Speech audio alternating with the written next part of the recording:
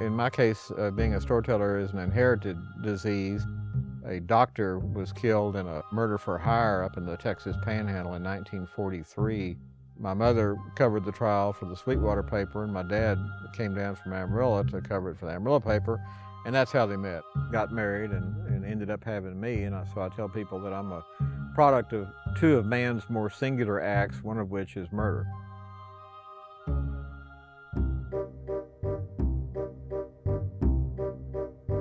One day I just remember there was a commotion.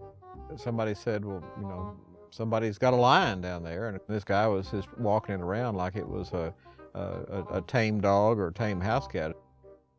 You know, hey, nice and soft and cuddly and furry and warm, and you know, if you didn't know it was an African lion, it would be downright comfortable. I mean, not everybody is laying on the floor with a lion, an African lion's paw draped over it, and especially such a cool lion with a hat on. I would imagine that it was my granddad's idea.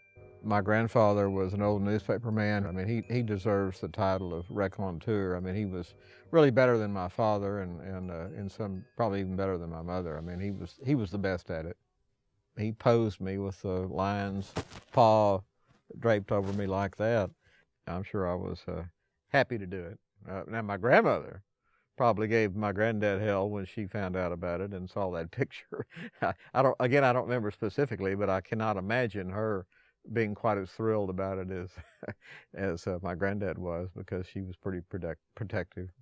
Well, I wonder what your parents thought too. Like when I'm sure my mother just laughed. You know, I mean, you know, I doubt if any of them gave it the consequences, potential consequences, a huge amount of thought.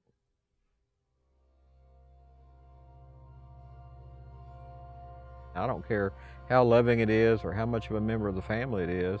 If instinct takes over, you're SOL. And there is a very sad punchline to it that shows that I was right.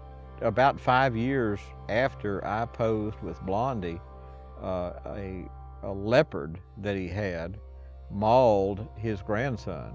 And literally, I met the grandson that same day, and he's got a great big old scar on the side of his face. Yeah, you know, you're playing with fire when you're doing something like this. Of course, the old cliche is that, you know, a picture's worth 1,000 words, and of course, as someone who has spent his life writing those wonderful thousands of words, well, sometimes I get a little jealous that a picture can do it so quickly, and I have to work so hard to do it. With a picture, you can let somebody else write the story.